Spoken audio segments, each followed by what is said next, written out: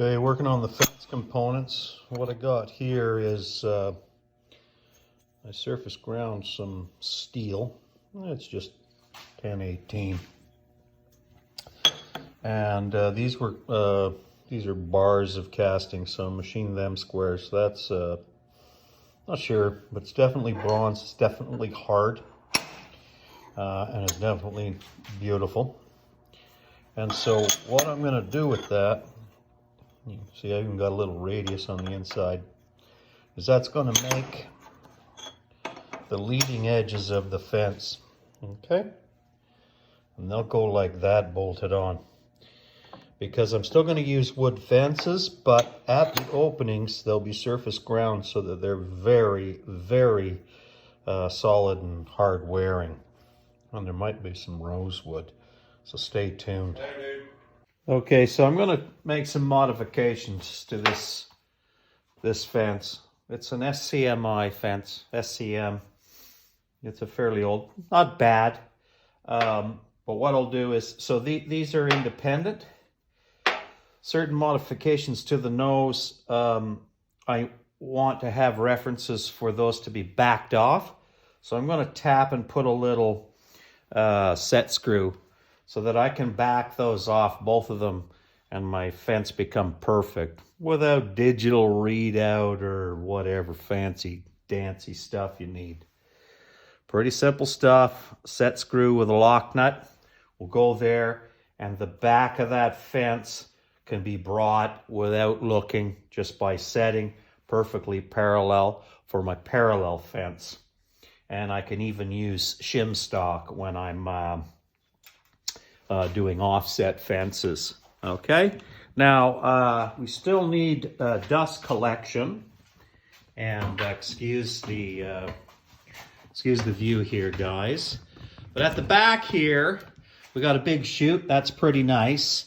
And I got a piece of 1/4-inch plate copper. And man, that fits perfectly there. Now I got this idea, and I mean, hey. So I bought this. This is a big old beautiful plumbing. So what I'm going to do is I'm going to cut that and get a nose there, and then I'm going to solder that onto the face of that. Now if I cut that at half of its diameter, I'll take the other half and make little miters back into here, and I'll put a little bit of a thing right there, and then I'll take the copper and I'll tap it, and we'll solder that to the face of it. Should look pretty spectacular, and hey, it's all garbage, right? I paid $5 for that, and what did I pay for that copper plate? Oh, Jesus, eh? Might have to focus in. $40, not bad. Some dust chutes can be quite expensive, and I don't like, and you know, on the 1/4-inch and stuff like that should contain anything that's dangerous. Anyway, please comment modifications to the fence. I'd pay attention in the next few days. So I'm making steel lips under the advice of Matty Melbourne. Matty Fabio said that I probably wouldn't like wooden fences, and the fences that I have are a wooden type, and I must agree with him. So what I've done is make what's called steel lips. So these will embed into the wood piece and become the opening, and I'm surface grinding those perfect. Okay, this is bearing bronze that'll tap into the wood component, and so the wearing faces will be brilliant. Anyway, stay tuned, and I'll tag Matty in this because he's just an amazing person to follow, breadth of knowledge, and I've known him for at least 10 years. Anyway, check it out.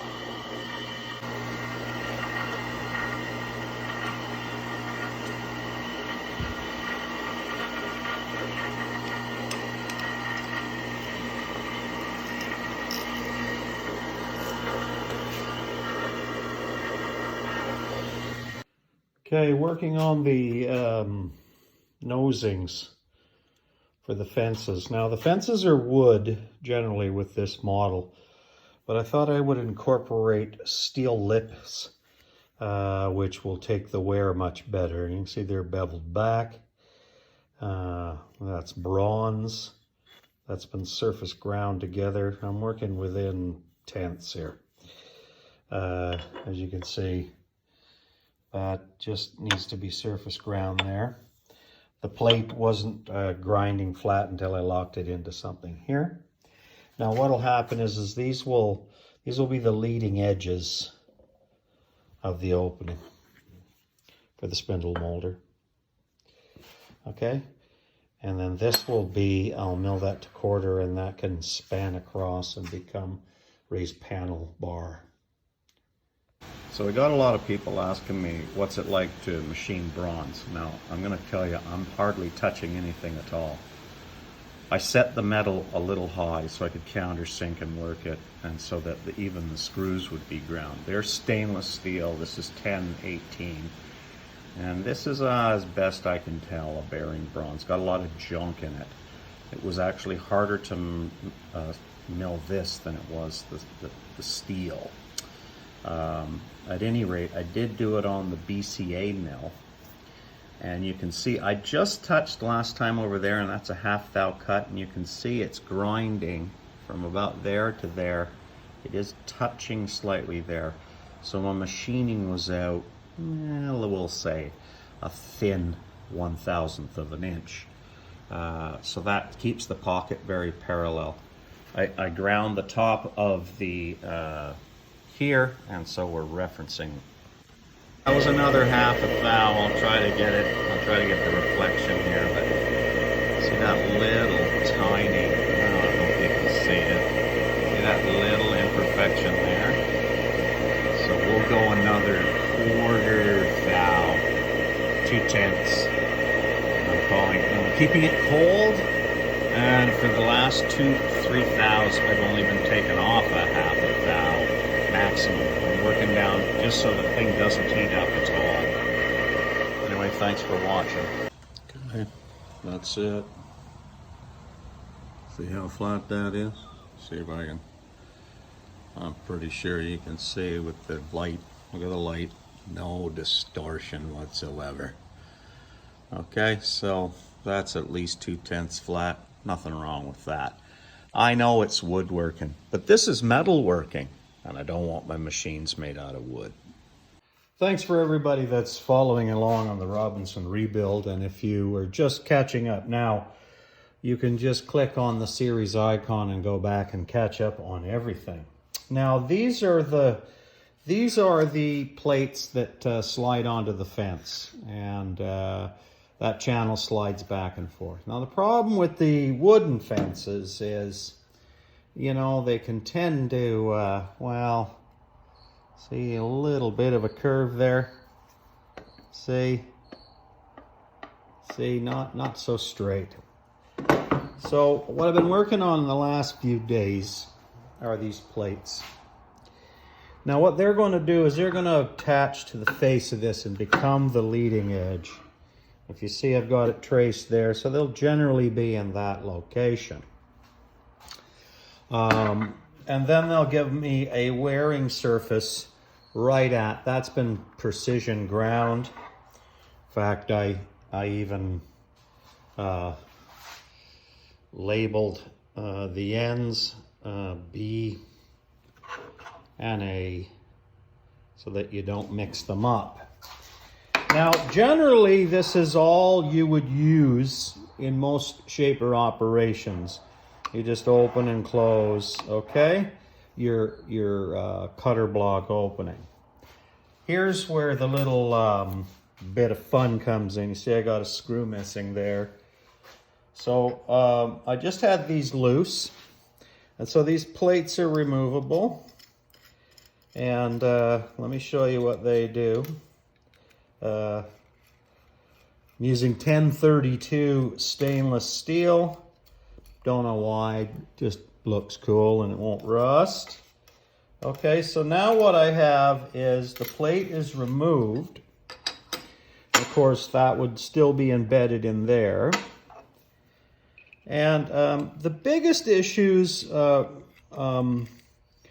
with enclosing fences in around cutter blocks is you don't want your work to get drawn in.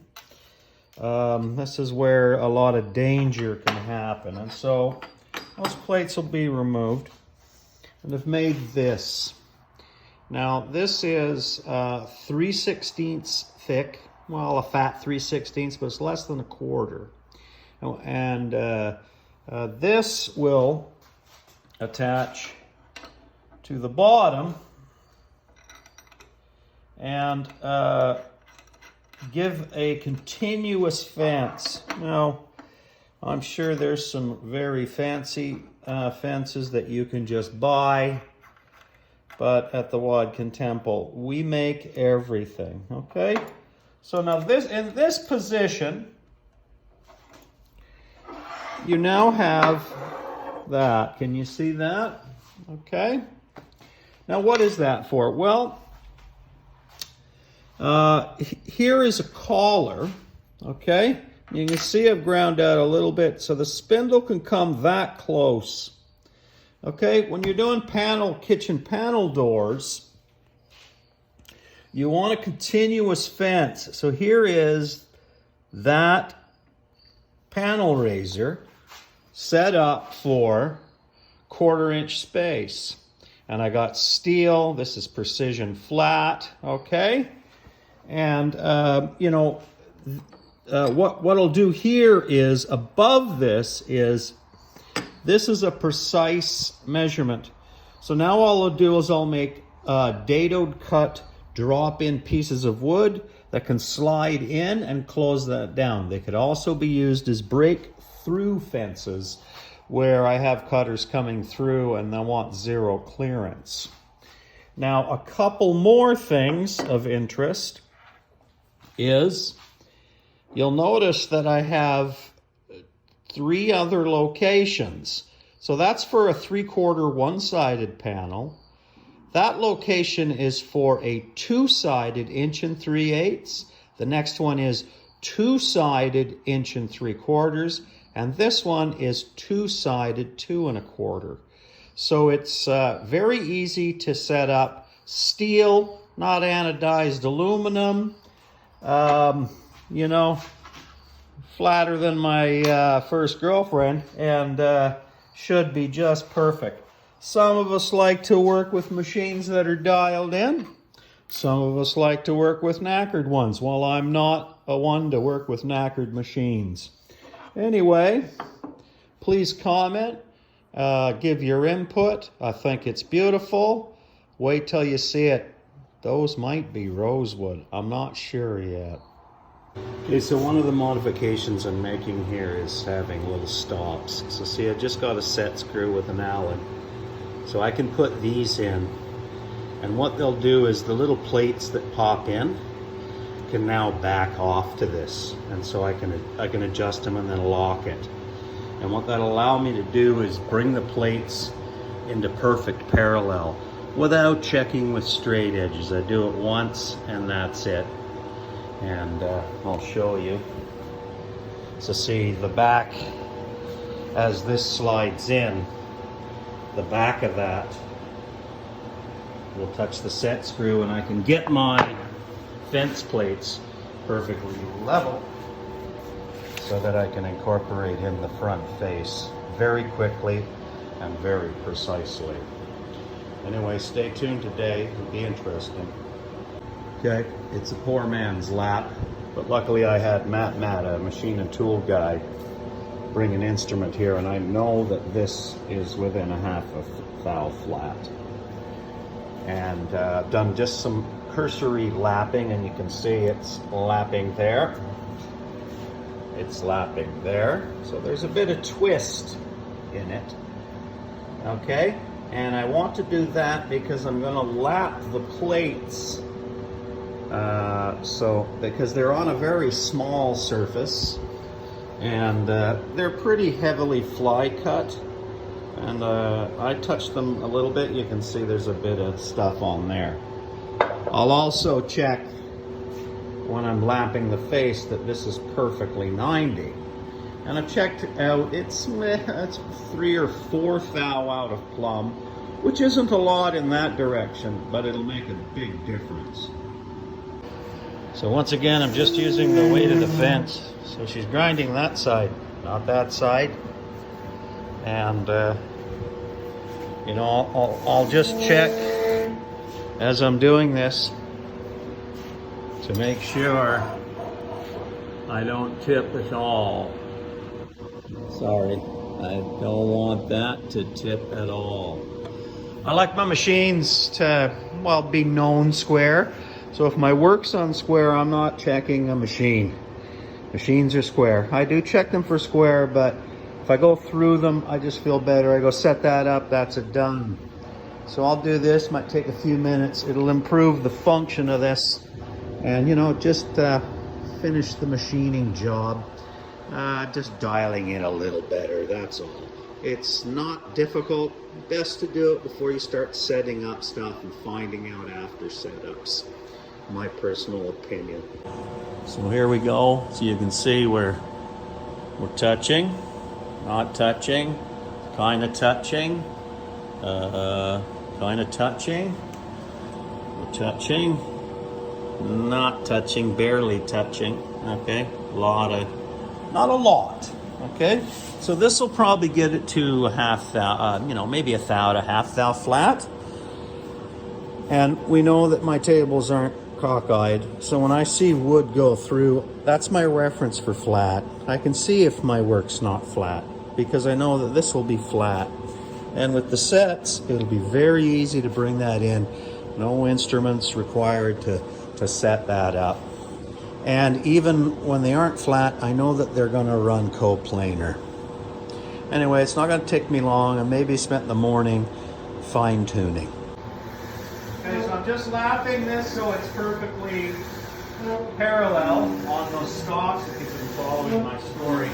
And you can see I'm cutting there, just starting to touch there. Okay, the other side's pretty decent.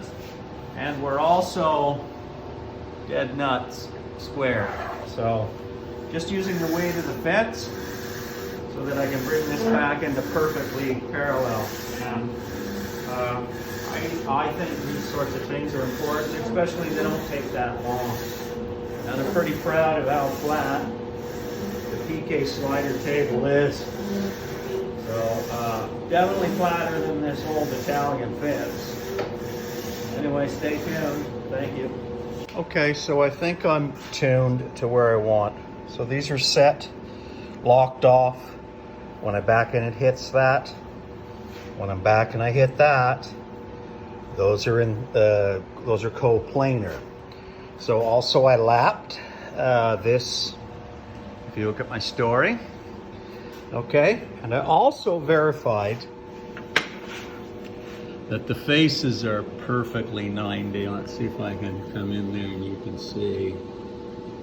See that? Perfectly 90. So, you know, I don't want to, you know, find out that my machines are, that's probably flat enough for woodworking. Now, see what's nice is when you flatten the bottom, she slides around real nice. Please comment. Okay, so I'm just waiting for stuff to dry. Now, I never got the bolts to hold this down. So what I took were some old 5/8 bolts. Okay, turned them down slightly, pocketed them into just a mild steel bar, and they slide in here. Now, they don't just slide in, they're a nice fit, and I use tapered pins. These are a number 2 taper, so that's connected there. And I use a 1/2 inch bar stock, and that's the T-handle. Still got to work on some stuff here. And then that's the pressure washer. So that's the handle started. So I'm working on that. Let me show you it up close here. You can sort of see how that's looking. So I think the only thing I'm going to do is, it's a bit of slop here. So because I have such large upstands, I think what I'll do is I'll turn a small shoulder that holds that washer in there. And it's just one of those things, keeps the fence from sort of jogging around, you know, a bit of slop. And that's not bad. I might hit it with a file and make it just so that can stay parallel. Anyway, please comment. The fence is almost completed. Here I'm working on the wood fences, and we've got, I'm not sure what that is. It's a mystery tropical.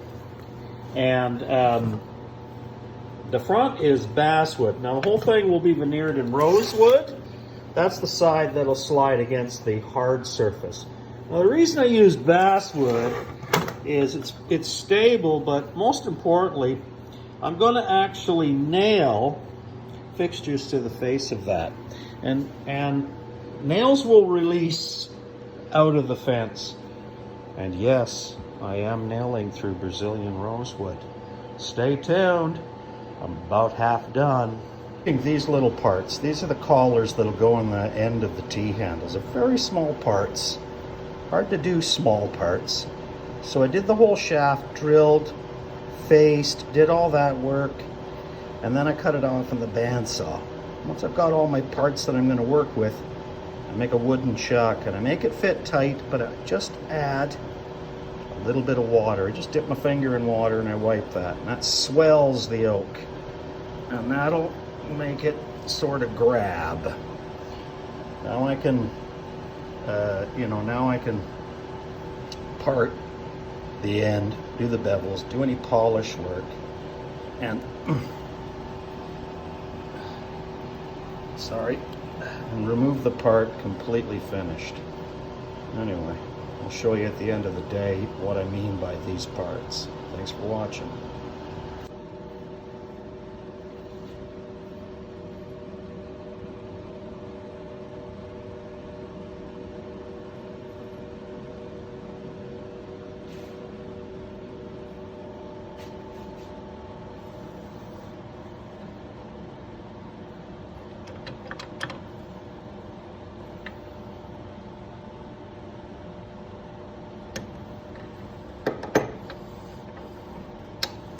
Only the Italians finished their work, they'd be awesome.